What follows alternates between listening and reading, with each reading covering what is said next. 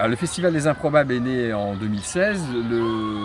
L'intérêt, le but, c'est d'accueillir du public pour faire découvrir nos espaces, nos lieux d'activité, nos lieux de vie, mais c'est aussi de mettre en valeur et en exergue les pratiques justement artistiques, sportives ou culturelles.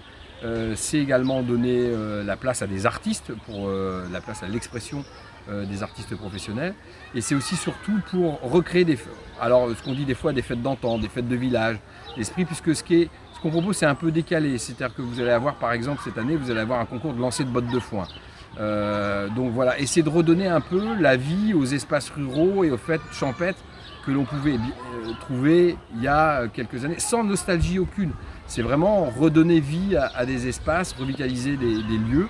Et donc le partenariat avec la ville de Lathu, il est à la fois logistique, parce qu'on a besoin d'eux sur un certain nombre de choses très très pratiques, et puis il est à la fois aussi un peu plus institutionnel, et puis à la fois aussi sur de la participation, puisqu'on invite les associations locales à participer et à produire quelque chose dans le cadre de la fête des Improbables. Donc souvent c'est l'atelier théâtre qui vient faire des mini-scénettes et qui va reproduire plusieurs fois. C'est la chorale La Clé de Sol de Lathu Saint-Rémy, qui sont les fidèles des fidèles depuis 2016, qui viennent chanter leur répertoire. Donc c'est une chorale amateur et qui fait bien entendu participer le public. Puisque le but du jeu aussi, c'est que les spectateurs, le public présent, ils soient acteurs de la fête, ils ne soient pas simplement consommateurs de la fête.